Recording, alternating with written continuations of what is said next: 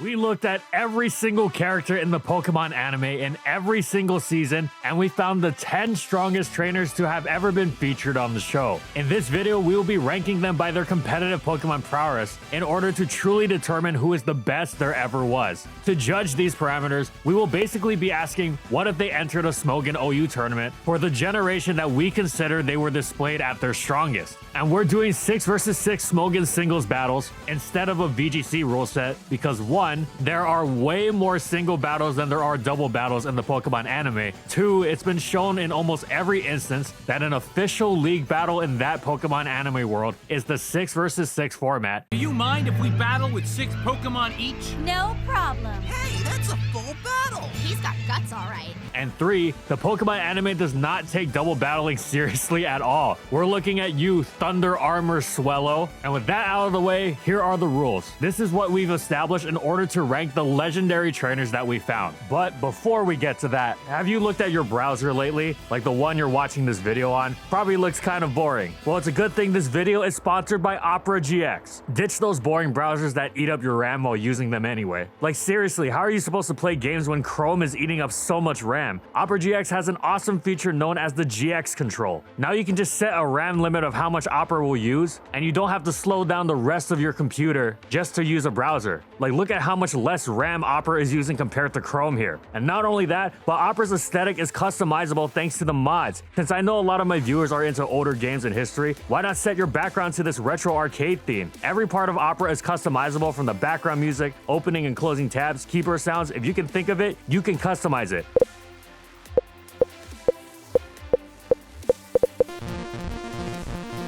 I especially love this Pokemon Emerald theme. One of my favorite Pokemon, honestly, video games of all time, now makes my browser look sick, and it's even got sound effects.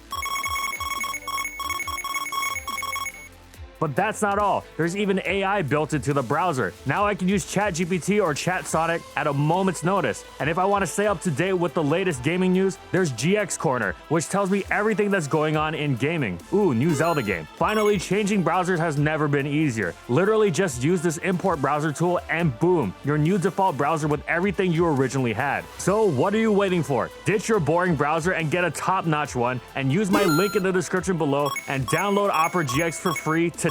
And thank you so much to Opera GX for sponsoring this video.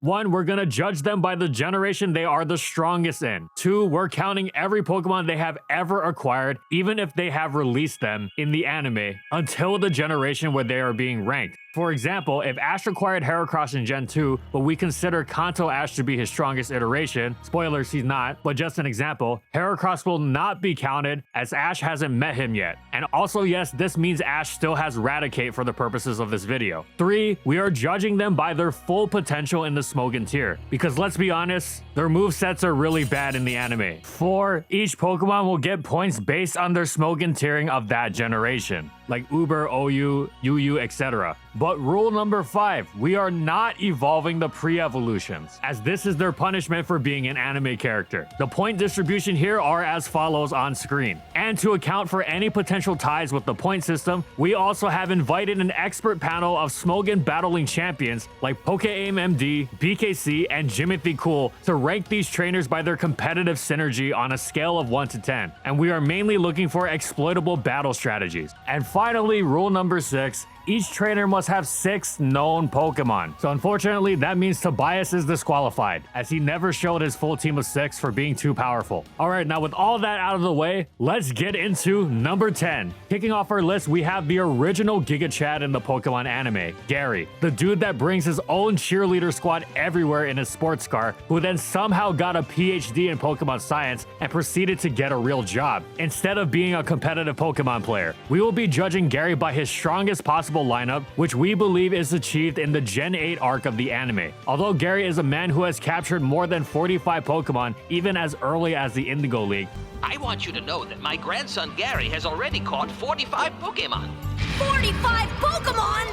We believe that Gary's team in Gen 8 is his strongest showing due to the insane amount of powerhouse Pokemon present in his team that we wouldn't get until way after the Indigo League season. Gary's best team consists of the unstoppable Regidrago, competitive Pokemon's poster boy Tyranitar, Scizor, who is also a staple of competitive Pokemon for as long as he's learned Bullet Punch, a terrifying special offensive Trick Room threat in the form of Hatterene, and reliable special attackers in the form of Alakazam and Nidoking. Gary's team amasses a total of 65 points via our tier-based ranking system and scored a whopping average of 6.6 points from our expert panel. Now, the reasons given by the panel was that Gary's team seems strong until you realize that the only fast threat by Gen 8 standards is Alakazam, and even then, it doesn't hit as hard as other Gen 8 OU standards. The rest of the team is slow and strong, but they're not like Melmetal Strong, who is a Gen 8 OU staple. And Scizor is Gary's only source of priority. But out of all the anime characters that have appeared in this show, it's still very impressive to even appear on this list. So that's it for Gary. Smell you later. But for our next trainer, I'm gonna be honest, I had no idea who this trainer was until making this video. So shout outs to our competent writers that we lock in the FSG basement for investigating this trainer's skill. When I asked who this was, my writing staff just showed me a quick screenshot of his team, and that's all I needed to know. This team is veritably insane. Sawyer's biography states that he's a fan of the Hoenn champion Steven Stone, who, spoilers, is not featured on this list because unfortunately he never actually showed all 6 of his Pokemon in the anime. But just look at this guy's team for Gen 6 OU. Able to Mega Evolve what's presumed to be his starter Sceptile, Sawyer sports a team full of Pokemon whose Pokedex entries literally state that they can nuke whatever is in front of them. A team of Mega Sceptile, Salamence, Slurpuff, Clawitzer, and even the good old Hyper Beam Slacking becomes a lot more terrifying when you find out Sawyer's final Pokemon, the undisputed Uber tier Pokemon that is pre-nerf Aegislash. Sawyer is a trainer who does not mind losing in order to learn, but clearly this trainer has learned well with his Pokemon choices. This dark horse contender on this list scored a total of 70 points in our tier-based system and was awarded a 4.6 by our panel of experts. And here's what they had to say. The main criticism they all had was that Sawyer has a lot of offense but has no defensive backbone for his team, and Slacking is useless.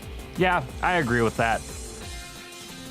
And with that, Sawyer has definitely earned a spot in the hearts of competitive battlers. But this next person on this list, I'm sure you fully expected to be here. Yeah, nah, she's still not that good. Sorry, guys. Anyways, we have another champion who made the... Just kidding. We know you felt a lot of trauma after our NPC video, but fortunately, Sinnoh's champion Cynthia is here to redeem herself. Cynthia's ranking is kind of a weird one. Because of the order of her anime appearances, most of her team was actually revealed in Gen 8 as part of the anime for the World Coronation Tournament. Honestly, you have Paul to blame for this because Paul couldn't even get past Garchomp when he challenged Cynthia to a 6v6 battle. But even though this might look like it hinders Cynthia's overall potential because we're not counting her for Gen 4, her team is actually one of the best constructed in this entire ranking. We actually judged her team by the Brilliant Diamond and Shining Pearl OU viability rankings, which are still Gen 8 games, as it fits the criteria for a team in that metagame, and it also does her character justice. Cynthia's team is a well-rounded powerhouse. We've all been swept by Garchomp at one point in our lives, and for those that played the Gen 4 games, it was probably Cynthia's Garchomp that swept you anyway. Her team in the anime is well-rounded with strong support Pokemon like Togekiss, Roserade, and Milotic, and insane defensive pivots such as Gastrodon and Spiritomb in order to round out the team. Cynthia is no slouch and has the potential to do damage or outright beat many of the trainers in our list. Her score in our tier-based ranking system was 75, and our panel of competitive connoisseurs ranked Cynthia with a score of 6.3. And here's what our experts had to say about Cynthia.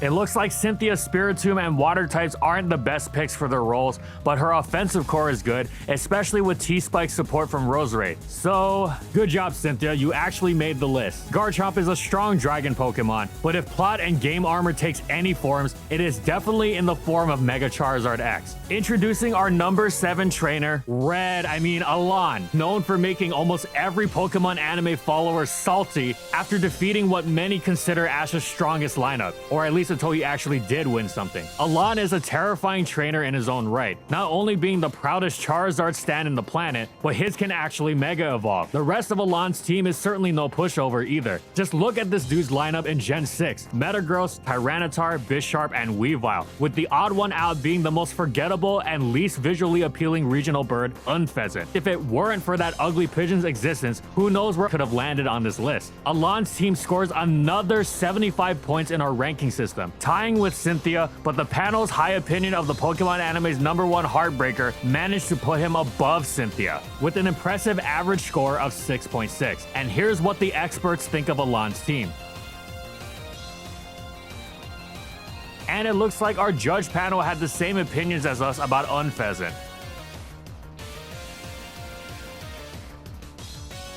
And with that, Alon ranks proudly at number 7, and probably lives rent-free in most of your minds anyway, after that heartbreaking loss in the Kalos League. But this next trainer has not only beaten someone on this list in the anime, but would also actually be way more terrifying if Jesse James and Meowth actually did their jobs in any of the episodes. Number 6, Giovanni. They say some people age like fine wine, and Giovanni's Gen 1 team has certainly done so, featuring strong Pokemon in the Gen 1 metagame like Persian, whose guaranteed critical hit rate with Slash makes it deceptively strong, Gen 1 staples like Rhydon, Cloyster, and even Golem. Viridian City's ground-type master is no slouch. Even some of his lesser Pokemon like Kingler still has a OU niche due to being the highest attack stat Pokemon that also knows Swords Dance in Gen 1. However, the crown jewel that elevates Giovanni's team to a different level is arguably one of the most broken Pokemon of all time, Gen 1 Mewtwo. You don't even need to know anything about competitive battling to know that Mewtwo is busted. Just look at how Mewtwo dumpstered every trainer who defied him in Mewtwo Strikes Back. The circumstances of one's birth are irrelevant, but the gift of life will be swiftly taken away if any trainer engages in a battle against Giovanni's man-made horror. Giovanni ranked a total of 75 points, tying with Cynthia and Alon. And the cabal of esteemed gentlemen that helped us with the panel gave him an average ranking of 7.6, allowing him to win the three-way tie.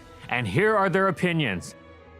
It looks like our judges agree about the sheer power of Gen 1 Mewtwo, but know that if Mewtwo is eventually worn down and taken out, the rest of the team crumbles. Still, what a terrifying trainer. We can truly tell why Jesse and James were so scared of failing the boss when putting his team into perspective. And with that, Giovanni has earned the number 6 spot on this list. But our next trainer is a formidable one. Number 5, Brandon. The Pyramid King Brandon is a frontier brain in the Gen 3 games, and he reprises his role in the anime with an equally terrifying squad: Regirock, Registeel, Regice, Solrock, Ninjask, and Dusclops. Wait a second, the Regis, Dusclops, and a Rock in Gen 3? Hold on, did you guys seriously think that False Swipe Gaming could make a video without recognizing the honorable age-old strategy of blowing up in your opponent's face? Pyramid King Brandon embodies everything that made Pokemon Coliseum's Codell a demonic entity. His team is perhaps even more terrifying with the addition of Ninjask as his final Pokemon. Just imagine the thought of tanking a speed-boosted Swords Dance explosion in Gen 3. You can't even imagine it, you're already dead. There's a reason why Brandon defeated Ash in his first encounter. This trainer is amongst the upper echelon of Pokemon battlers, not only in the anime, but probably in history. Brandon ranked an impressive 80 points in our tier ranking system, with a team that consists exclusively of Gen 3 OU, Borderline, and UU Pokemon. But unfortunately, our expert panel ranked Brandon with a 4.3 score, perhaps out of jealousy, or perhaps out of necessity to gatekeep this monster.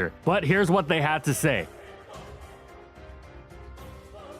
Geez, it looks like they all agree that the Regis are underwhelming and competitive, despite not being allowed in UU, and any standard Gen 3 team would body them. Oh well. We're just lucky Brandon likes singles battles, because we're not even sure if the Thunder Armor could stop his strategy in a double battle. And with that, Brandon has earned himself the number 5 spot on our list. But this next trainer is yet another Pokemon champion. Number 4, Leon. Though he was beaten by Ash, Leon didn't take his mightiest team to the World Coronation Tournament. His team is made up of exclusively elite Pokemon, like insane OU staples of Rillaboom and Dragapult, solid all-around Pokemon in the form of Inteleon, and of course his mighty Charizard that second Gigantamax. In fact, Ash and the rest of the people on this list are lucky that Gigantamax is also banned in Ubers, so we will not be counting Charizard with the Gigantamax form. But Leon's team doesn't even end there though, as he possesses not one, but two Uber Pokemon for Gen 8. Cinderace, and a Pokemon so terrifying it brought the darkest day in Galar, Eternatus. This isn't only a regular Eternatus, but it can also G-Max. Again, they're just lucky we're not counting G-Max. Imagine going up against Leon trying to challenge him for the title of champion, and he actually brings out God's right hand and scoops your Wooloo into oblivion. It's extremely hard to best Leon, who scored a ranking of 80 points. Leon is well regarded amongst our panel, as it gave him an incredible average score of 8. And here's what they had to say. It seems like Charizard and Inteleon are weak links as expected. To be fair, Leon expects Zard to G-Max, but luckily his other 4 Pokemon are very powerful.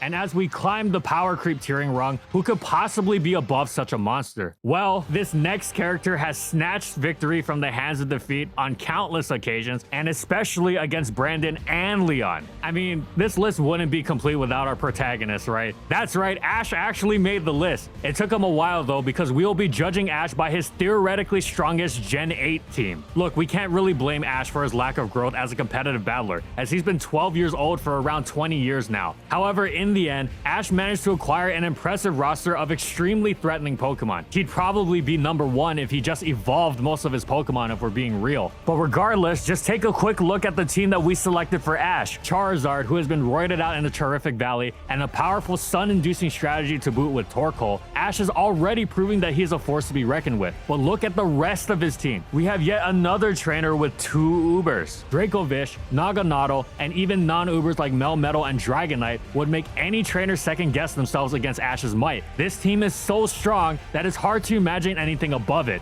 In fact, it looks like the team we would actually make as a 12-year-old if we're playing through Sword and Shield. There's a reason Ash came out as the victor in the World Coronation Tournament. Ash's team scores an impressive 85-point ranking, scoring 5 points above Brandon and Leon. Our panel also highly praised Ash, ranking Ash at an impressive average score of 8.3. And here's what they had to say.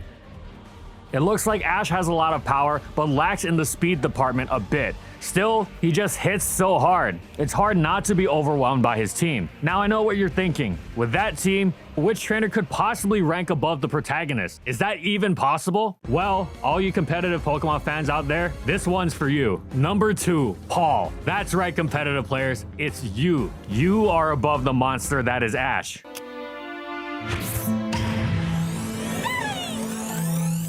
What'd you do that for? There's a million Starly as strong as that one. Soon as I run across a stronger one, I'll just grab it. You'll just what? Paul is by far the most unlikable of Ash's rivals. God, poor Chimchar, man. Look, I don't care if you did get injured. To be captured by a bunch of losers, useless. Sometimes. But Paul knew better, and he clearly saw that Chimchar had bad IVs. His over-the-top competitive attitude has propelled himself into the number 2 ranking on our list. Paul's Gen 4 team is actually insane, possessing no Ubers, but unlike Ash and Leon, he doesn't have random NU Pokemon to lower his score. Every single one of Paul's Pokemon is either OU or UUBL. Ninjask, Electivire, Weavile, Honchkrow, Frostlass, and even another one of the most infamous competitive Pokemon of all time, the GOAT, Gliscor. Seriously, this team looks ripped straight out of early in Diamond and Pro OU. Paul's team ranked an impressive 90 score in our ranking system, and our panel of competitive battlers ranked Paul's team with an average score of 6.3. And here's what they had to say. Oof, I guess Paul ain't as good as competitive as he thinks he is. Maybe he should stop bringing competitive Pokemon's biggest disappointment, Electivire. See, he should have kept Chimchar. But still, Paul is very strong tiering-wise. And again, I know what you're thinking. But we've gone over every strong trainer in the anime, both weak and strong. Who could possibly be left after naming such insane powerhouses like Leon, Cynthia, Giovanni with Mewtwo, Alon, Sawyer, Ash, Paul, Gary, and even Brandon? What? Wait, hold on. Someone's knocking on my door. Hey guys, it's me, Go! Have you seen Mew? What the? No, we haven't seen Mew. You're not even a trainer. What are you even doing here? Professor Cerise told me that I should probably show up for this and I'd win some sort of prize. Oh no. Don't tell me it's gonna be this way. Dude, why you? Why Mew? No, I said you.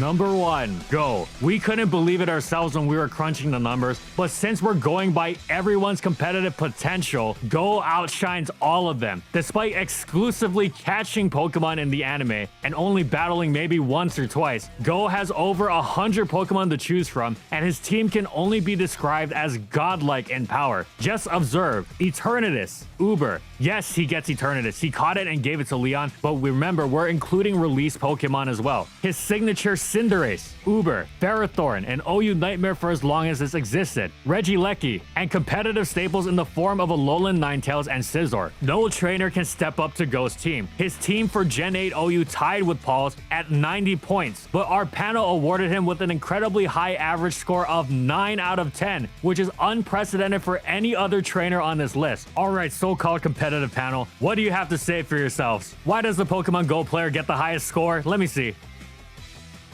Yeah, I agree with that. Auroraville with 2 Ubers and Regieleki is very hard to stop from just obliterating you. But still, I'm actually baffled that the Pokemon trainer literally named Go. Yes, he is named Go to be a stand-in for the Pokemon Go trainers, is the strongest competitive trainer in the anime. Hey, Ash, what's effective against an ice and fairy type? Steel type moves. Oh my god, Go, do you even know your type advantages?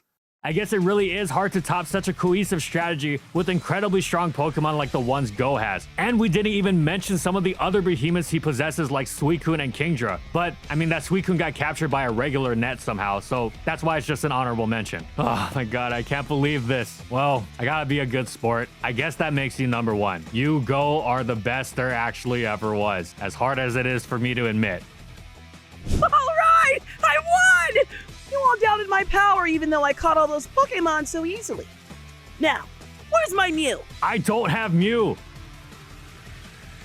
And that's it. If you made it all the way to the end, we appreciate you heavily for watching this. Let us know if you agree or disagree with our list, or if there's any anime characters that we missed, or if you have a different opinion on our ranking system or whatever, or if you're just mad at Go. Thanks for watching, everyone. Thank you so much to Zeno Robinson, the actual voice of Go, for appearing in this video. We hope you enjoy this W. And as always, if you liked the video and you want to see more, be sure to subscribe to False Swipe Gaming for more weekly Pokemon content. And thank you so much to our patrons for continued support of our videos. And thank you to everyone else watching as well.